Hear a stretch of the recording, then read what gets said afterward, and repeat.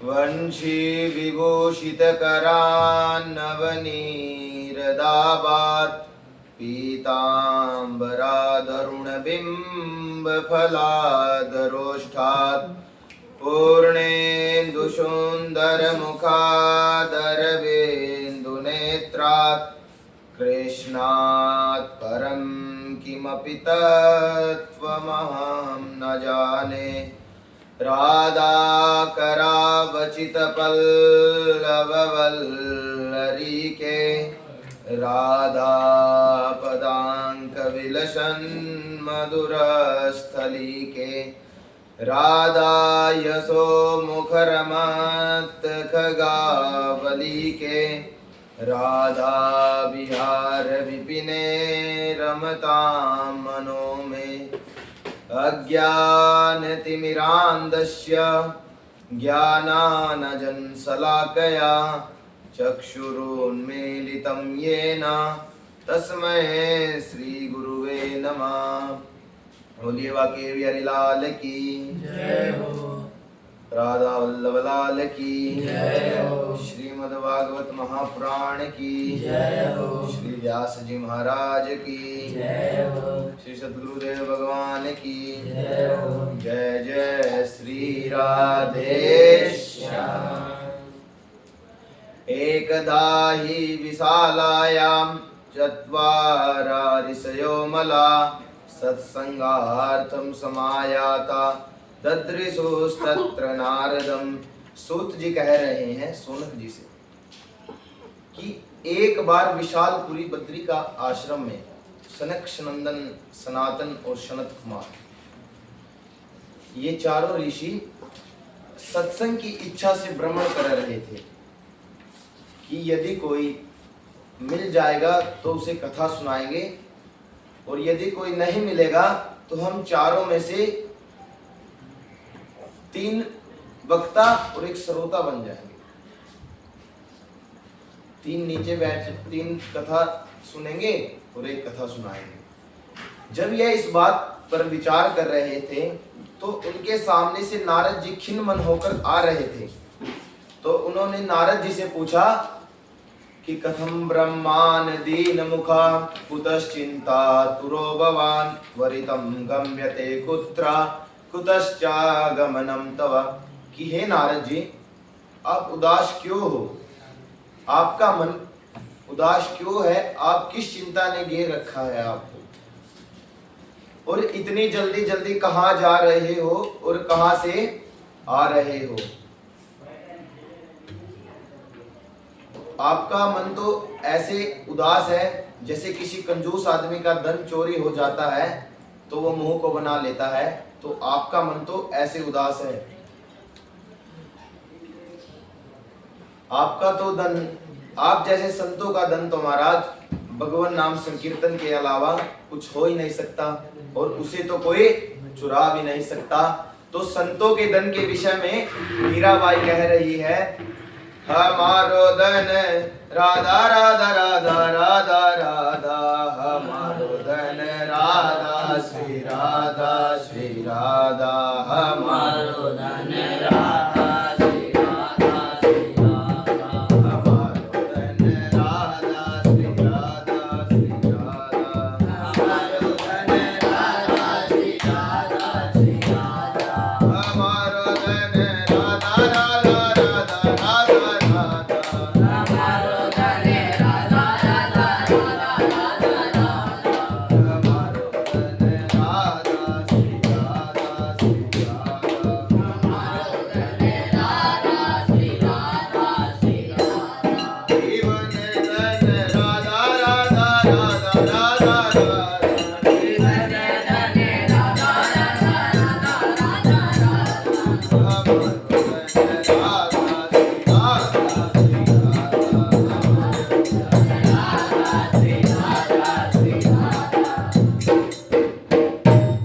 सनकादिकों की बात सुनकर नारद जी कह रहे हैं कि अहम तो पृथ्वी या तो ज्ञात्वा सर्वोत्तमामिति पुष्करम च प्रयागम च काशीं गोदावरीं तथा।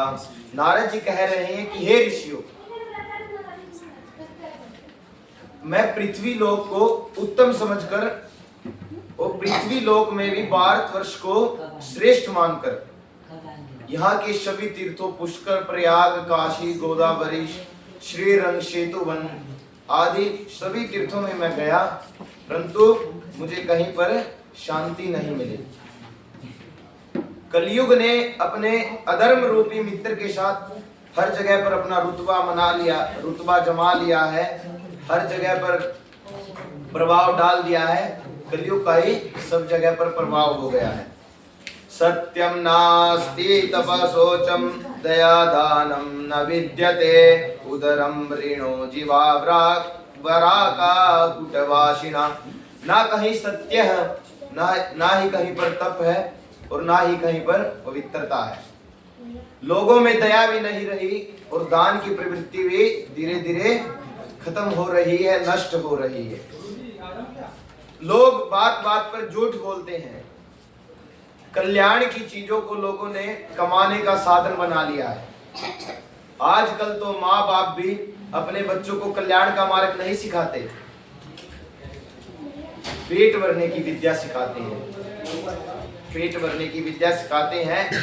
मातु पिता बालक बोला वही उदर भरे शोर धर्म सिखा वही।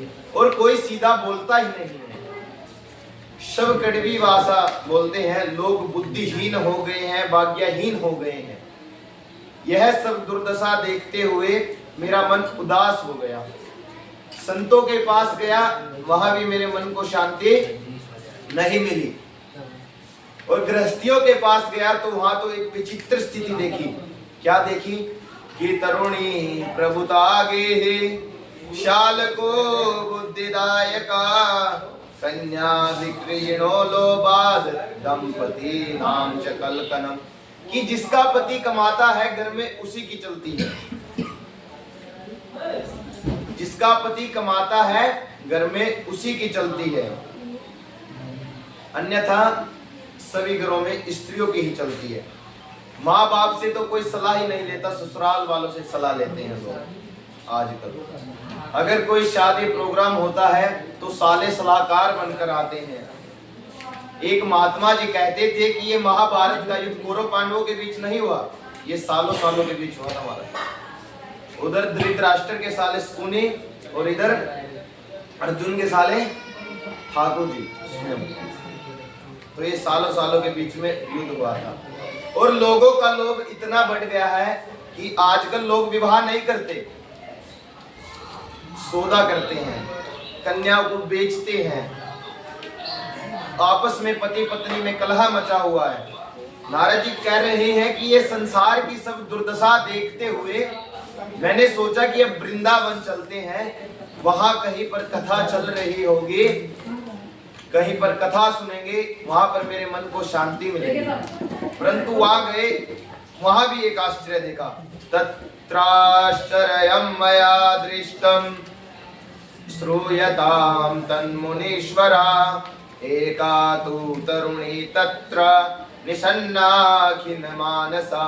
वृंदावन जाके मैंने एक आश्चर्य देखा कि एक तरुणी स्त्री खिन्नमन होकर बैठी है, उसके सामने दो वृद्ध अवस्था में दो पुरुष अचेतन अवस्था में उसके सामने पड़े हुए हैं और उसके आसपास कुछ स्त्रियां खड़ी हुई हैं, उनकी सेवा कर रही हैं और इधर उधर देख रही हैं।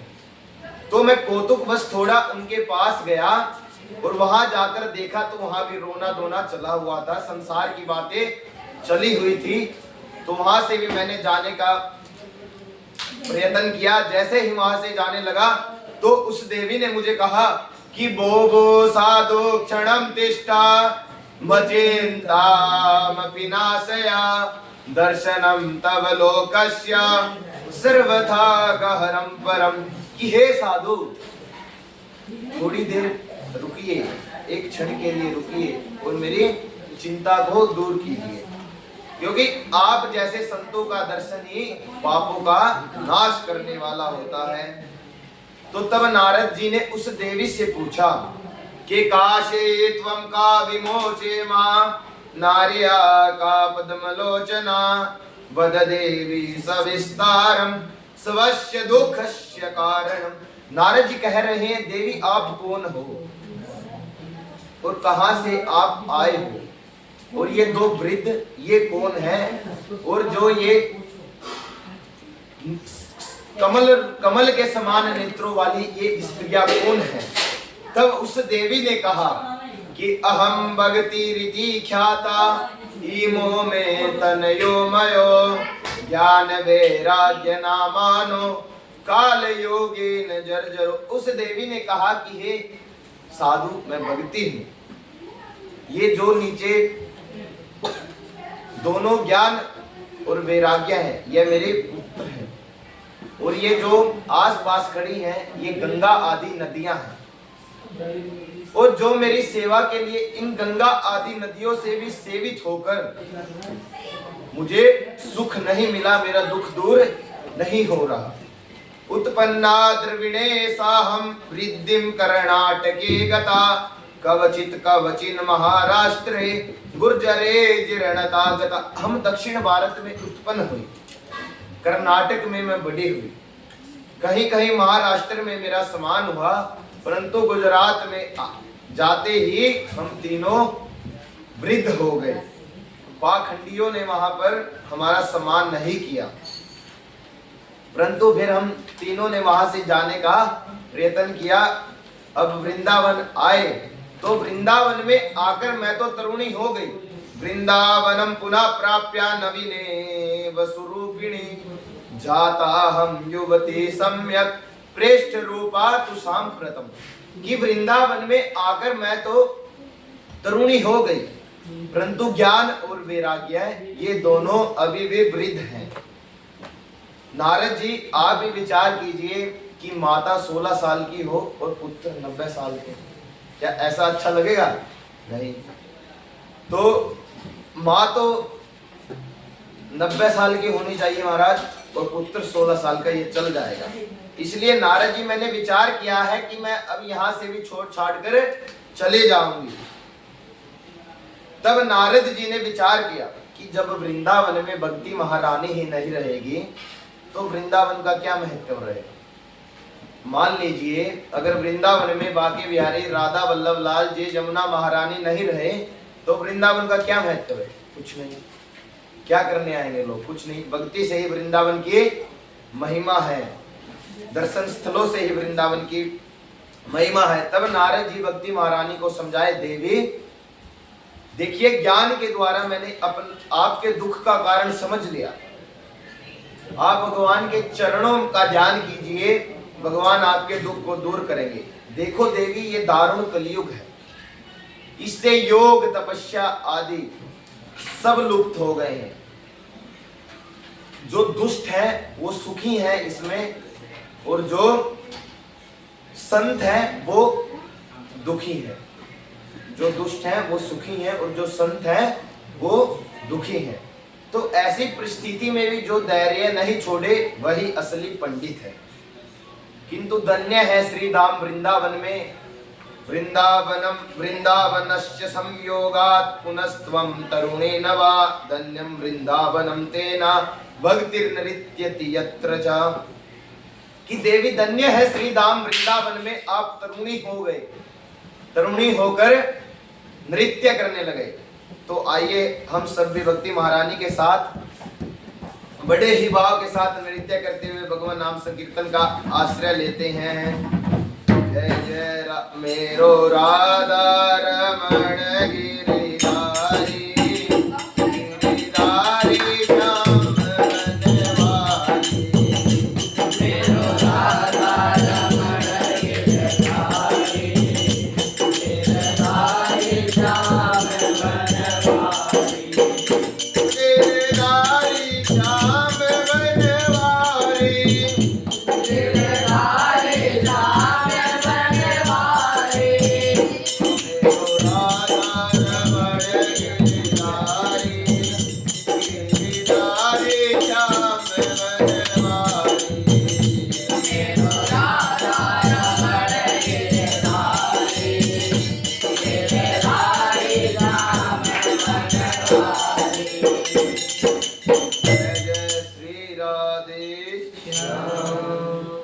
नारद जी भक्ति महारानी को कलयुग के दोषों के विषय में सुनाया।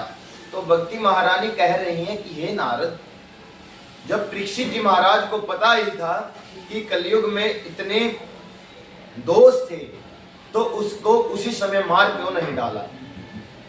न रहता बास नहीं बजती बांसुरी। तब नारद जी बोले, परीक्षित जी महाराज ने कलयुग में एक विशेष गुण देकर कलयुग को रहने दिया है। वो गुण क्या है कि यत् फलम नासते तपसा न योगे न समाधिना तत्फलम लभते सम्यक कलोकेश्व कीर्तना। जो फल कलयुग, सतयुग, त्रेता, द्वापर आदि में योग समाधियों से, अनुष्ठानों से नहीं मिलता था, वो कलयुग में केवल भगवान नाम संकीर्तन से मिल जाता है। कलयुग केवल हरि गुण गाहा गावत नर पावहि भवथाः। कि कलयुग में मात्र हरि गुण गाकर ही हम भगवान को प्राप्त कर सकते हैं। यह विशेष गुण देखकर परीक्षित जी ने कलयुग को धरती पर रहने दिया। अयम तु युग धर्मो हि वर्तते कस्य दूषणम। इसलिए भगवान भी इसके अधर्म को चुपचाप देख रहे हैं, किंतु जो भगवान का आश्रय लेते हैं उसे कलयुग परेशान नहीं करता, दुखी नहीं करता। जब भक्ति महारानी कह रही हैं कि नारद जी आप धन्य हैं और आप मेरे भाग्य से ही यहाँ पर आए हैं, क्योंकि संतों का दर्शन सभी कार्यों को सिद्ध करने वाला होता है। तभी भक्ति महारानी नारद जी की स्तुति करने लगी। जयति जगति माया यस्य कायादवस्थे वचन रचन में कम केवलम चाकल्य ध्रुवपदमपि यातो यत्कृपातो ध्रुवोऽयं सकल कुशल पात्रं ब्रह्मपुत्रं नतास्मि। नारद जी आपकी जय हो। आपके वचनों को सुनकर तो प्रहलाद जी महाराज ने माया को त्याग दिया, माया पर विजय पाई। ध्रुव जी ने ध्रुव पद को प्राप्त किया। हे नारद, मैं आपको नमस्कार करती हूँ। हे ब्रह्मपुत्र नारद जी, मैं आपको प्रणाम करती हूँ।